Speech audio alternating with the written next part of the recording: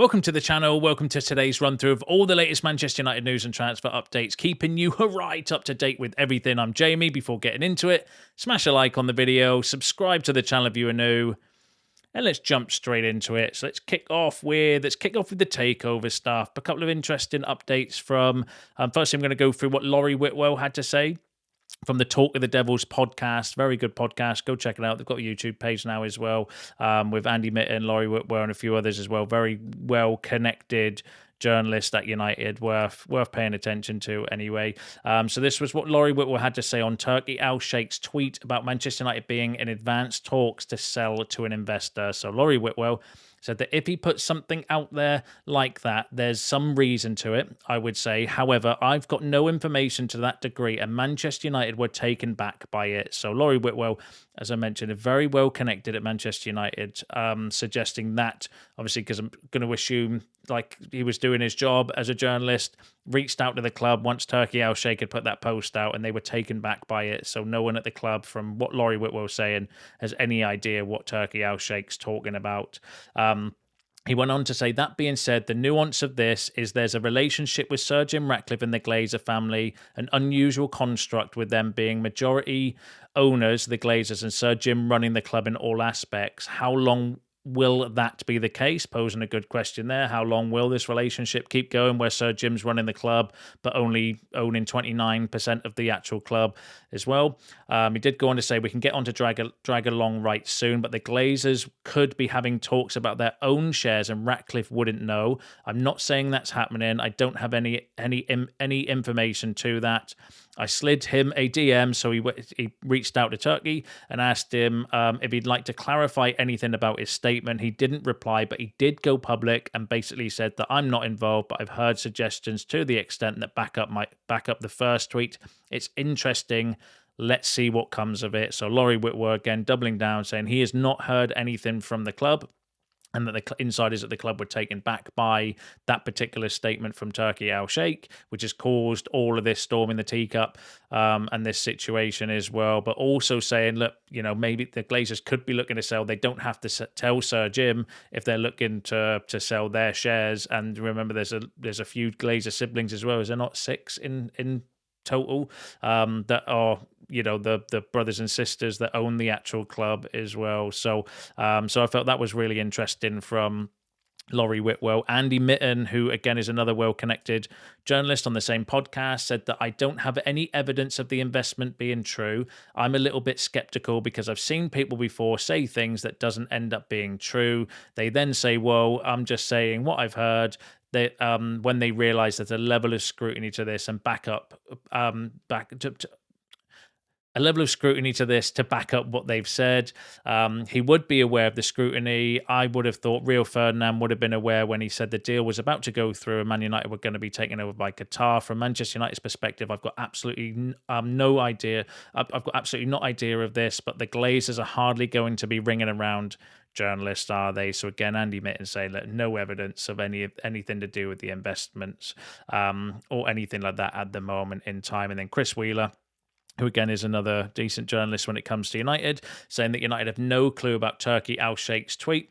If the Glazers were in advanced sale talks, they would have to inform the New York Stock Exchange, which shows it's not that far along, which is a valid point, I think, from Chris Wheeler as well, because the original post did say that United are in advanced talks about selling their club. And that's clearly not the case because they would have to declare it to the New York Stock Exchange as well. So at this moment in time, it does feel like it is a little bit of a storm in a teacup, but it's still not been 100% confirmed or 100% denied by anybody at the club. Whether they're going to bother coming out and releasing a statement, I don't know. Whether they're just going to let things go and we'll never get that sort of clarification that I think we're looking for. Who knows? I'm still going to cling on to it, though, because any talk about getting the Glazers gone, still gets me. That's ultimately what I want as a United fan. I want to get rid of these owners because they are absolutely no good for this club whatsoever, in my personal opinion. But it does feel like that the momentum sort of died down a little bit regarding it, but we'll just have to wait and see. You could get an announcement tomorrow saying, "Yeah, we're up for sale." It could just be maybe we're looking for investment to help with the stadium. It could be sponsorship deals. Who knows? It could be to do with the friendlies we're looking to play in the Middle East as well. So, yeah, there's the latest regarding the takeover talk. But give us your thoughts and feelings on that in the comments below, as I am sure that you will. Now let's move on to some transfer talk. So let's kick off firstly with, let's go through the Carlos Baleba story. So this came from Alex Crook saying that Manchester United's hopes of signing a midfielder in January have suffered a double blow. Brighton have no plans to cash in on United target Carlos Baleba this side of next summer. So basically saying, look, they're not planning to sell Carlos Baleba in January. Suggestions: a 21-year-old is unhappy on the Sussex coast and is pushing for a transfer have also been played down. So that follows on from the report, I think it was from Indy Kalia, that I bought to you recently, where they were saying that Carlos Baleba has handed in a transfer request for January. Well, Alex Crook is saying that no, that's not the case. And you know, Brighton are saying that that's been played down by Brighton, so he's not handed in a transfer request or pushing for a move. In terms of the price for Carlos Baleba, the Mirror was saying that Brighton reportedly want to bank around 120 million euros, so 104.6 million pounds to sell Carlos Baleba, a price that United were not willing to reach. Seagulls chairman Tony Bloom has now offered an insight into negotiations and claimed that United quickly dropped their interest after being told the midfielder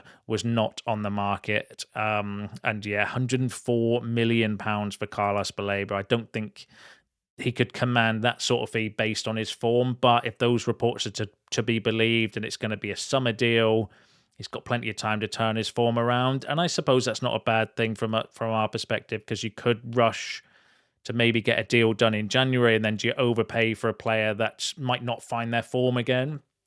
Who knows? So maybe wait until the summer and then see how he does. If his form continues this way until next summer, swerve the bullet, in my opinion, because I wouldn't go anywhere near Carlos Baleba. You know, based on that, because the concern is, you know, if his form's dropped off a cliff like that just because of connections to United, imagine what his form would be with the scrutiny of actually being a United player. Look at the players that have folded at United because of that pressure heaped upon them from the media and the attention and social media and places like that as well. So I wouldn't. So for 104 million pounds, you know, you want the sure thing, don't you? And the question mark would be around his character and you know, his ability to handle that sort of pressure. So maybe giving him to the summer to then, you know, see how his form does pick up before going back in gives us time to potentially look at alternatives as well. I just keep thinking about Ogumi. You know, we were linked with him in the summer. When I remember watching and checking out all his stats and data and stuff, he actually looked a really good player. It was probably cost a third of the price of Carlos Baleba. I'm surprised there's not been any more links with him recently as well. But yeah, give us your thoughts on that. 104 million pounds for Carlos Baleba. Give us your thoughts on that in the comments below. Now let's stick with the midfield. Alex Crick said that Jude Bellingham is another potential target for Manchester United, but a mid-season transfer is considered challenging. Crystal Palace are also reportedly long-term admirers of Bellingham. Now this has come out because Sport Build have done a report saying that United might be interested in Jude Bellingham. So Manchester United are reportedly interested in signing Jude Bellingham as uncertainty continues over the midfielder's future at Borussia Dortmund. After starting the first two Bundesliga matches this season, minutes have been hard to come by for Bellingham, and his manager Niko Kovac has stressed that places are won in training and how you perform on the pitch, not because of your reputation. Ruben Amorim is a huge admirer of the younger Bellingham brother and could anchor a United move for his services. Amorim appreciates Bellingham's physical robustness and believes his play style would fit perfectly into his system. United could face competition from other Premier League clubs and Crystal Palace if indeed Bellingham does depart. So that came out from Sport Build. Like, I just think that's just, surely Dortmund wouldn't be silly enough to sell a player 6 months in when they first signed him. You know, I've seen a few bits around Joe Bellingham recently, and a lot of them were saying that, they're just taking their time and integrating into the team and allowing him time to actually bed in and develop as a new country, and all of this stuff as well. There were some red flags as well in some of the reports I've read, suggesting that his dad's not happy with the situation as well, and there was just red flags all over. I think Joe Bellingham, like his brother, has already turned us down as well because we were interested in him. I don't know if we actually made any official moves or anything in the summer, but we were definitely interested in him last season. And are we really going to bring in an un-Premier League proven, I know he's played in the Championship, an un-Premier League proven player that can't get in Dortmund's team to be our midfield solution? So many red flags regarding that deal. Like, I'll pay attention to it for you. And he is a decent young player as well. I'm not suggesting that he wouldn't be a good player for us to go and get for, but and I just so many red flags for me personally regarding the deal. I think with his dad and his agent being vocal around his lack of minutes, I think it is during his time at Dortmund. The fact they've just paid, I think, £30 million, was it not like 24 million plus 6 in add-ons? Correct me if I'm wrong on that in the comments. That's just going off of memory for him, and then they're going to sell him within 6 months. That makes no sense to me. It makes no sense for us to loan him as well. Why are we going to loan a player from Dortmund and do them a favour? Like, there's just too messy for me, that situation. So I'll pay attention to it for you, but it just feels a little bit maybe agent driven, putting stories out, linking him with United as a way to vent frustration that maybe he's not getting the minutes that his client wants. That's what it feels like to me personally. But you'll have your own feelings and thoughts on that, and I'm sure you'll share them in the comments below regarding Joe Bellingham. So give us your shouts on that in the comments below. Now let's go through another midfielder that we've been linked with. So this is coming out. It's via Team Talk, but it's by Dean Jones, or some comments from Dean Jones. I always find Dean Jones to be quite decent when it comes to United news, where they're saying that Man United devised master plan to sign record-breaking Wonderkid with vision revealed by sources. There's a headline for you. So Manchester United are considering move for a record-breaking French talent currently earning a big reputation. That makes no sense in his homeland, although there are some concerns over the current state of the club and how much of an immediate impact he could actually have on Ruben Amorim's squad. So the player in question is Bouaddi, so a player that we have been linked with before as well. So when discussing the interest in Bouaddi, Dean Jones had the following to say. So I think he's a very interesting player to keep an eye on. He played the full 90 minutes in midfield recently against PSG, and plenty of scouts were at the game watching him. Man United and Christopher Vival definitely like him. It's difficult to know exactly how they measure an offer at this stage, because they are obviously in a very fragile stage of their squad rebuild, and throwing a teenager into the mix isn't the most reliable thing they could do. That's a valid point from Dean Jones, but he's extremely good and could make an impact on the current crop. I do think they would be they would open a pathway for him. Obviously, they are being linked with some expensive midfielders who are more established in the Premier League. Let's see what happens. So Dean Jones suggesting that, look, Christopher Vival and Man United are aware of Bouaddi, and we like him as a player as well. I'm not surprised. He's a very talented, young up-and-coming midfielder, can play in, the attacking midfield or as the sort of box-to-box midfielder, I would say, as well. But makes a good point around, is it the right time for us to be bringing in an 18-year-old midfielder to solve our problems? Un-Premier League proven as well, would need development. I don't think we're at that stage as well. Maybe as somebody that could come in, as a behind another midfielder, then yeah, potentially I could see that happening. But again, give us your shouts on that in the comments below, as I am sure that you will. Now let's go through the Casemiro news. So this is coming out from Rob Dawson in ESPN, saying that Manchester United have not ruled out keeping Casemiro beyond the end of the season, but the midfielder would likely have to accept a pay cut if he wants to stay. Sources have told ESPN the Brazil midfielder is under contract until June 2026, and as things stand, will leave Old Trafford as a free agent in the summer. United are keen to keep reducing their wage bill following the departures of high earners David De Gea, Rafael Varane and Marcus Rashford. Casemiro is one of the best paid players at Old Trafford thanks to a lucrative deal he signed when he arrived from Real Madrid in 2022. If he wants to stay at United, sources have told ESPN that he would have to agree to a sizable cut in salary. Now, it's not necessarily saying that he's going to be staying, though. He's just saying that United have not ruled out keeping Casemiro, so basically not confirming or denying whether he's going to be going at this stage, but also suggesting that maybe he could be offered another contract, but as a pay cut, similarly to what we're doing with Harry Maguire.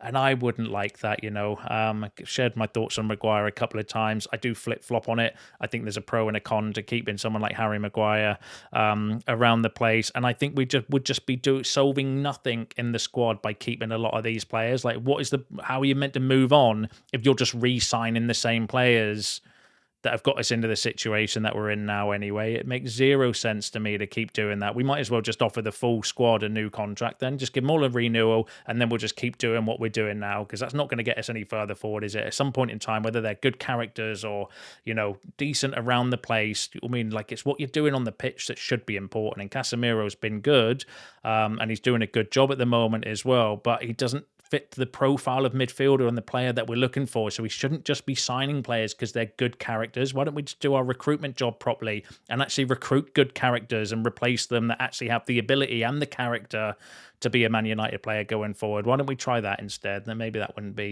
be a better way to go around things. But give us your thoughts and opinions on that in the comments below. And then the final midfielder I'm going to run through is the Kobbie Mainoo situation. So firstly, Fabrizio Romano said Kobbie Mainoo is working hard and causing no issue at Manchester United. Ruben Amorim wants him to stay, but a lack of playing time could spark renewed interest, with multiple clubs in England, Spain and Italy eyeing a loan move. So he was saying that, look, his minutes between now and January will dictate whether Kobbie Mainoo puts in another transfer request or asked to go out on loan again, which has always been the case as well. But that he's causing no issues at United, and that's not really come out. There's not really been any reports of Kobbie Mainoo doing anything other than working hard. Everything I see and hear about Mainoo is just the fact that he's working his bollocks off to try and get minutes. And it feels like a slap in the face, the fact that if he's working that hard and he's not going to get minutes because we're playing players like Casemiro and Bruno Fernandes out of position ahead of him. But we are where we are regarding the situation. Now, this came out from Dean Jones as well, which I found quite interesting. It's saying that Man United reached decision on controversial Kobbie Mainoo departure in January. So Man United are once again expected to block Kobbie Mainoo from leaving the club in January if he seeks a move. The midfielder requested a loan switch in the summer, and his camp are understood to have fielded roughly a dozen inquiries. However, Man United man was told he would be an important member of the squad and would get opportunities. Since then, the only start has been in the Carabao Cup against Grimsby, but sources are indicating that the stance remains at the club that they are not ready to let him leave. So Dean Jones suggesting that even if Kobbie Mainoo puts in another transfer request in January, they're not going to be prepared to let him go, which is a precarious situation, especially if going off of that report, because it says in there that he was told that he would get minutes or get game time between now and the end of the season, or maybe between now and January. And as it mentions, he's only started one game and the rest have been a few substitute appearances as well. So we're going to need to pay attention to that one, but we knew that anyway. We knew we were always going to pay attention to the Kobbie Mainoo minutes and situation going forward as well. But give us your thoughts and feelings on that in the comments below. And then the final story I've got for you is following up from a report I brought to you yesterday regarding Lisandro Martinez, which came from Sully Talks, suggesting that he was going to be back after the international break. Now, Simon Stones from the Mail, who's a good source as well, saying that Manchester United defender Lisandro Martinez is targeting a return to first team action before the end of this month. The combative Argentine international has been on the sidelines since tearing an anterior cruciate ligament in his knee against Crystal Palace in February, underwent surgery in London soon after, but the club has adopted a cautious approach to his rehabilitation. So he is going to be back in first team training next week this weekend, I suppose, or this week after the international break as well. But they're going to take a cautious approach to when he gets his minutes and gets back into the first team. So give us your thoughts and feelings on that in the comments below, and give us your thoughts on all the other topics discussed in today's video, because that's you all up to date with the latest news and transfer updates. Don't forget to smash a like on the video on your way out. Subscribe to the channel if you're new. See you in the next one.